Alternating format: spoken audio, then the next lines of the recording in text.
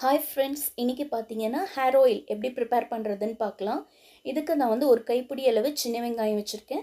நீங்கள் பெரிய வெங்காயம் வேணாலும் 2 எடுத்து அரைச்சிக்கலாம். அதை ஜாரில் போட்டு நல்லா அரைச்சிருங்க. அதே மாதிரி நெல்லிக்காய் வந்து பெரிய நெல்லிக்காய் 2 கட் பண்ணி கொட்டையை எடுத்துட்டு அரைச்சிடுங்க. இந்த மாதிரி நல்லா ஒரு ஃபைன் பேஸ்ட்டாக வந்து கிடைக்கணும் நமக்கு. இப்போ காமிச்சிருக்கேன் பாருங்கள். எண்ணெய் வந்து காய்ச்சறதுக்கு இரும்பு கடாய் வந்து அது பெஸ்ட்டாக இருக்கும். அப்படி இல்லைன்னா நீங்கள் ஆர்டினரி கடாய் யூஸ் பண்ணிக்கோங்க. இப்போ இதை நான் காய்ச்சறதுக்கு பார்த்தீங்கன்னா செக்கெண்ணெய் தான் யூஸ் பண்ணுவேன். உங்ககிட்ட இல்லைன்னா ஆர்டினரி தேங்காய் எண்ணெயே யூஸ் பண்ணிக்கோங்க. ஆனால் செக்கெண்ணெய் வந்து நல்லா இருக்கும் உங்களுக்கு. எல்லாத்துக்குமே செக்கெண்ணெய் யூஸ் பண்ணால் சமையலுக்கும் சரி, இந்த மாதிரி எண்ணெய் காய்ச்சறதுக்கெலாம் ரொம்ப நல்லாயிருக்கும். சிம்மில் வச்சுட்டு இப்போ இந்த செக்கெண்ணெய் வந்து நான் 1/2 லிட்டரில் ஒரு 300லேருந்து 400 கிராம் எண்ணெய் விட்டுருக்கேன். இது ஒரு 10 நிமிஷம் கழித்து உங்களுக்கு இந்த மாதிரி வந்திருக்கும்.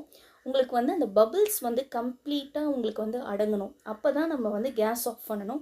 ஹையில் வைக்கக்கூடாது. ஃப்ளேம் வந்து முடிகிற வரைக்கும் பார்த்தீங்கன்னா உங்களுக்கு வந்து அந்த ஸ்லோ எவ்வளோ மேக்ஸிமம் சிம்மில் வைக்க முடியுமோ அவ்வளோ மேக்ஸிமம் சிம்மில் வச்சு நீங்கள் அப்படியே பண்ணலாம். கூடியே நிற்கணும்னு அவசியம் இல்லை. நீங்கள் அந்த சிம்மில் வச்சுட்டு மற்ற வேலை கூட பார்க்கலாம். வந்து எட்டி பார்த்துக்கிட்டா போதும். நீங்கள் அப்பப்போ ஒரு 5 மினிட்ஸ் ஒன்ஸ் இந்த மாதிரி வந்து கம்ப்ளீட்டாக அந்த பபிள்ஸ் அடங்கினதுக்கப்புறம் இப்படி வரணும் உங்களுக்கு. இப்படி யூஸ் பண்ணால் தான் உங்களுக்கு அது ரொம்ப நாள் வந்து கெடாமல் இருக்கும். ஆறுனதுக்கப்புறமா நீங்கள் ஒரு கிண்ணம் வச்சு ஃபில்ட்ரு பண்ணிக்கலாம்.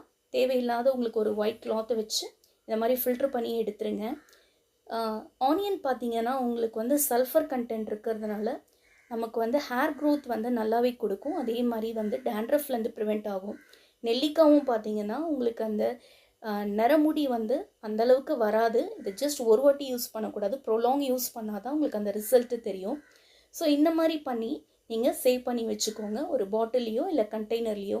இப்போ நான் வந்து உடனே வந்து காய்ச்சின உடனே ஊற்றுனதுனால ஹீட்டாக இருந்ததுனால என்னால் அந்தளவுக்கு புழிய முடியல.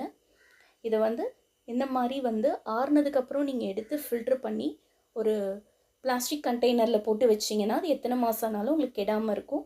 கண்டிப்பாக உங்களுக்கு இந்த ஒரு வீடியோ யூஸ்ஃபுல்லான வீடியோவாக இருக்கும்னு நினைக்கிறேன். பிடிச்சா லைக் பண்ணி ஷேர் பண்ணி மறக்காமல் சப்ஸ்கிரைப் பண்ணுங்கள்.